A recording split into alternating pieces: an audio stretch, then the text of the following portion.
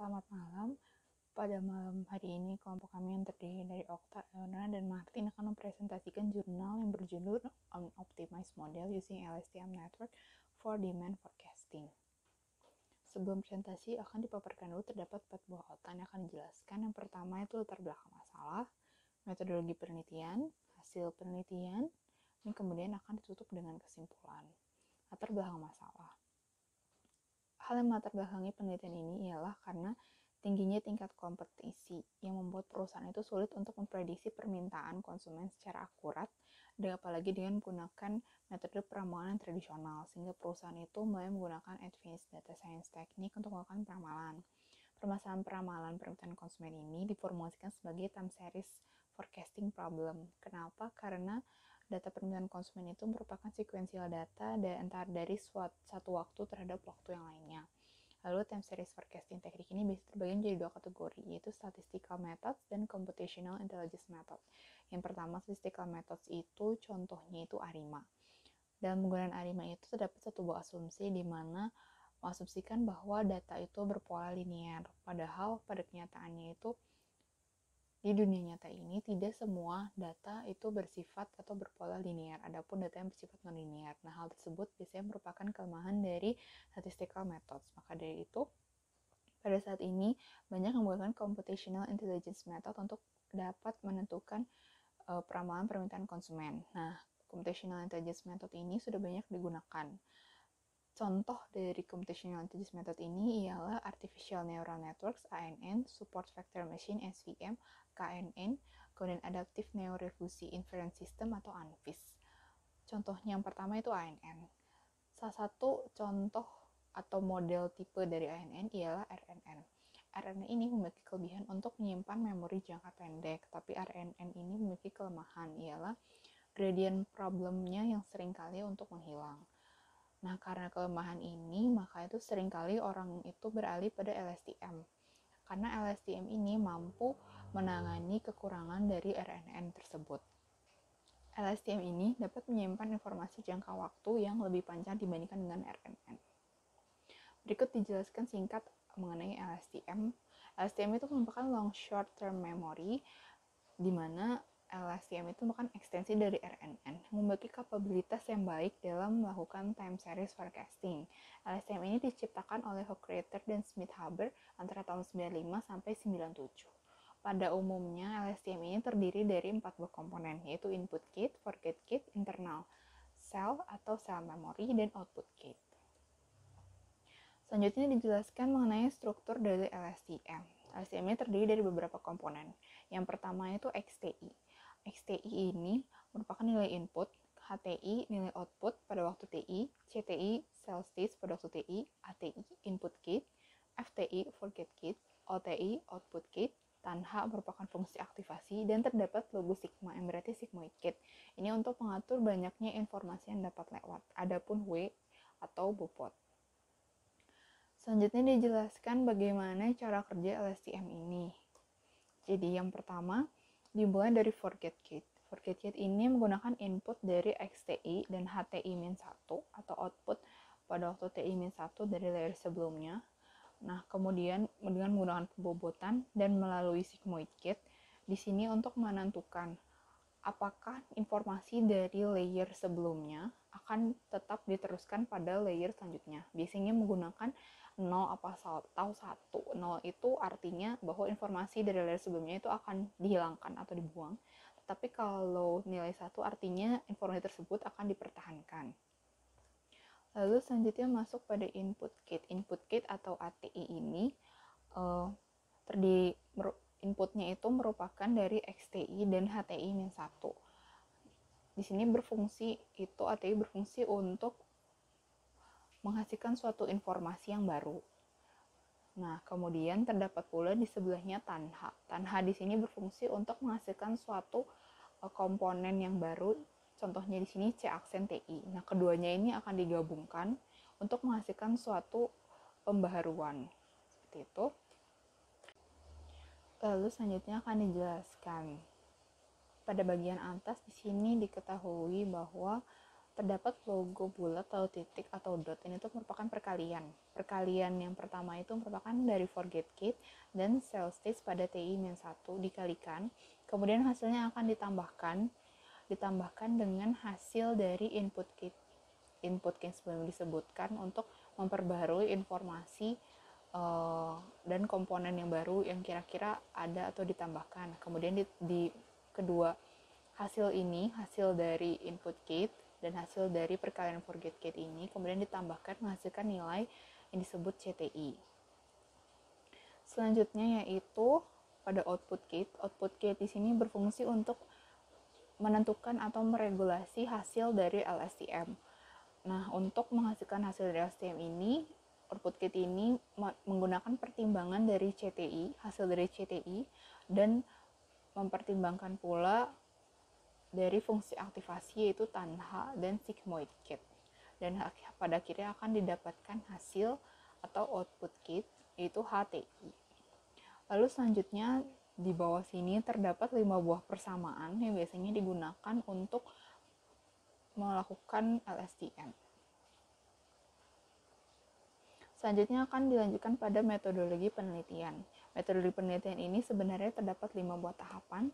Yang pertama itu preparing data, yang kedua generating a list containing combination of parameters. Di sini lebih menentukan hyperparameter apa saja yang akan digunakan. Lalu mentransformasi data into supervised learning. Di sini tuh menggunakan input dari data hasil tahap pertama dan menggunakan hyperparameternya sudah ditentukan pada tahap kedua. Lalu selanjutnya melakukan training models. Training models ini dilakukan dengan hasil dari data transformasi dan hyperparameter yang sudah ditentukan. Lalu dari training models ini akan menghasilkan selecting the best model. Setting the best model ini menggunakan input dari training models dan hasil data transform. Yang pertama, preparing data. Preparing data pertama kali itu dilakukan data cleaning. Data cleaning ini kenapa perlu data cleaning? Karena yang pertama, mungkin ada noisy values dari data tersebut. Nah, noisy values ini kemudian diperhalus atau disebutnya di smoothing seperti itu. Dan kemudian ada missing values. Missing values ini pada data cleaning dilakukan penggantian nilai untuk menghasilkan data yang lebih bersih seperti itu istilahnya. Lalu selanjutnya terdapat data normalisasi, ini untuk tujuan untuk menormalkan data. Berikut merupakan normalisasi data yang merupakan SNTI, itu merupakan resulted normal data, merupakan pengurangan dari STI dikurangi nilai minimum dari S dibagi dengan nilai maksimum dan nilai minimum dari S. Selanjutnya itu mengenerate list yang merupakan kombinasi dari hyperparameters. Di sini lakukan membangkitkan hyperparameters penting dalam time series forecasting problem. Terdapat 7 buah para hyperparameters. Yang pertama itu lag size. Lag size ini mempengaruhi performansi time series forecasting secara signifikan, sehingga penting untuk menguji model dengan berbagai nilai lag size. Lalu selanjutnya number of hidden layers. Number of hidden layers ini biasanya disarankan untuk menggunakan lebih dari one layer. Lalu untuk the number of neurons, menentukan jumlah neurons yang sesuai sehingga LSTM dapat menyimpan seluruh informasi penting dalam proses forecasting dengan tetap memiliki keakuratan tinggi. Namun number of neurons ini sebaiknya tidak terlalu kecil. Kalau dia terlalu kecil, dia tidak dapat memprediksikan model, namun jika terlalu besar, dia akan jadi overfitting. Maksud overfitting di sini dia tidak dapat mengeneralisasi dengan baik. Selanjutnya ada drop rate.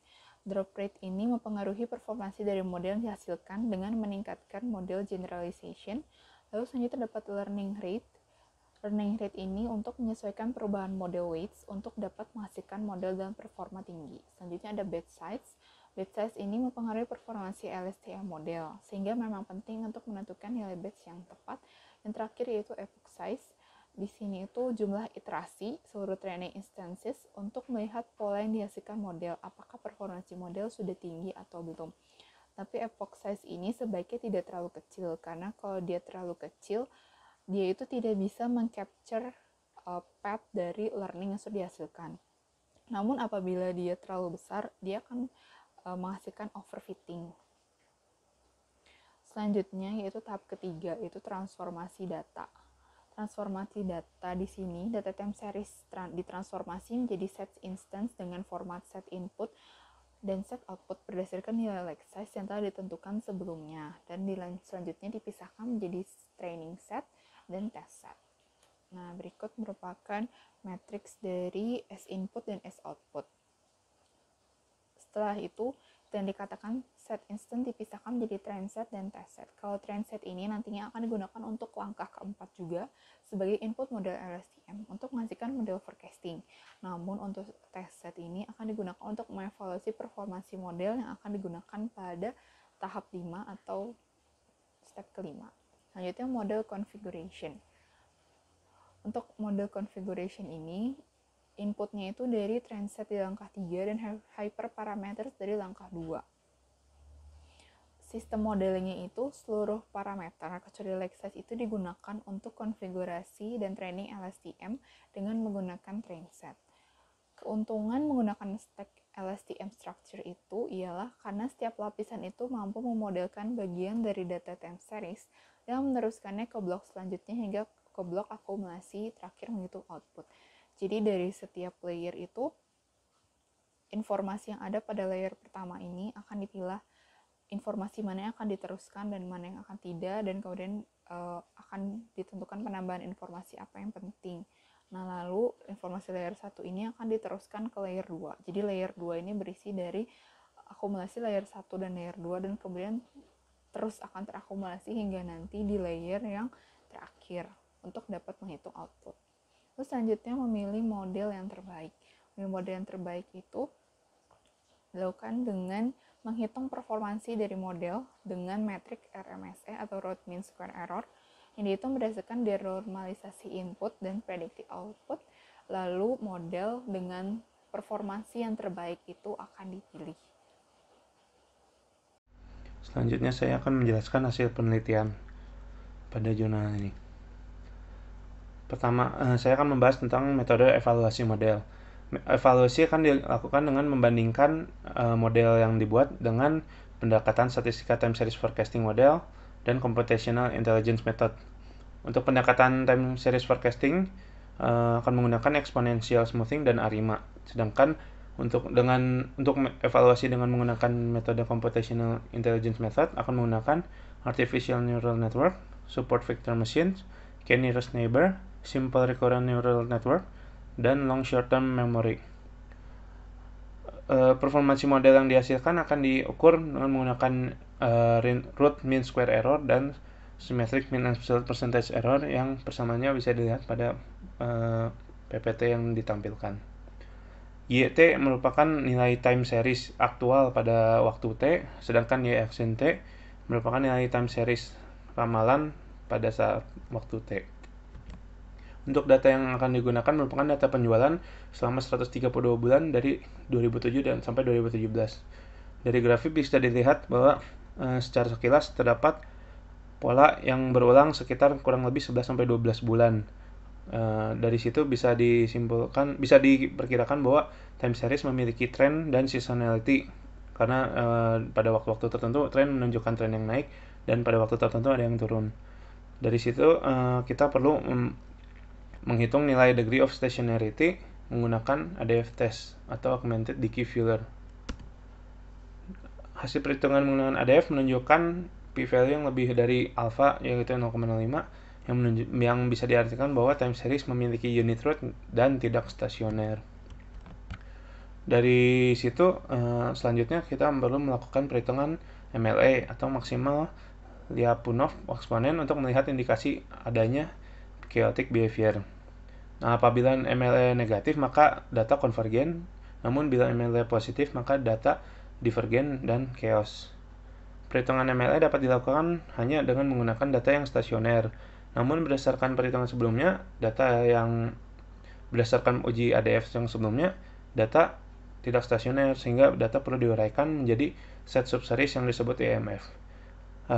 Metode ini memiliki istilah EMD atau Empirical Mode Decomposition, yang seperti sudah disebutkan tadi, fungsinya untuk menguraikan time series data menjadi set subseries yang disebut EMF. Nah, karakter EMF tersendiri ada dua, yaitu masing-masing IMF memiliki karakteristik skala waktu yang berbeda-beda, memiliki skala waktunya masing-masing. Dan yang kedua adalah IMF relatif lebih stasioner. Berdasarkan hasil perhitungan yang telah dilakukan, bisa dilihat bahwa IMF 1 sampai 4 memiliki MLA positif yang menunjukkan bahwa terdapat chaotic behavior pada IMF tersebut. Nah, dari situ bisa disimpulkan bahwa time series juga bisa diperkirakan memiliki chaotic behavior. Dari MLA itu kita juga bisa mengetahui forecast horizon dengan menggunakan persamaan yang ditampilkan di sebelah kanan. Sekarang saya masuk ke tahap mempersiapkan data. Tadi di awal dijelaskan data akan dibersihkan dan dinormalkan. Namun pada data time series ini tidak ada missing value, jadi tidak masalah. Dan tidak dilakukan noise reduction atau data smoothing agar data tetap memiliki karakteristik yang sesuai dengan dunia nyata. Normalisasi data dilakukan dengan menggunakan min-max normalization algorithm yang mengubah nilai minimal menjadi 0 dan nilai maksimal menjadi 1. Kemudian langkah kedua adalah menentukan nilai hyperparameter yang akan digunakan untuk model configuration dan training. Dari sini range masing-masing nilai hyperparameter ditampilkan pada tabel yang ditampilkan. Langkah ketiga adalah mengubah data menjadi supervised learning untuk dimasukkan ke supervised learning. Nah, data time series tadi diubah menjadi set instance dengan input-output format berdasarkan nilai size yang didapatkan menggunakan grid search method. Nah, selanjutnya set instance tadi akan dipisah menjadi train set dan test set yang terdiri dari 20% set instance itu merupakan test set. Berikut merupakan contoh set instance yang terbentuk dengan menggunakan log size 10. Langkah keempat adalah training model, melatih model. Nah, perhitungan hasil model LSTM akan menggunakan kombinasi hyperparameter yang dioptimalkan dengan menggunakan Adam algorithm dan mean square error sebagai loss function. Langkah kelima adalah memilih model yang terbaik. Berdasarkan hasil perhitungan dari langkah-langkah sebelumnya, maka dipilih model terbaik yang dievaluasi menggunakan RMSE. Nah, kombinasi hyperparameter yang digunakan untuk menghasilkan model LSTM terbaik itu ditampilkan pada PPT.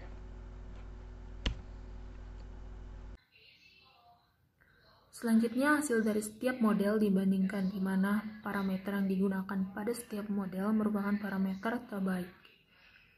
Berdasarkan parameter terbaik, hasil perhitungan nilai train set dan test set yang didapatkan dari setiap model adalah sebagai berikut.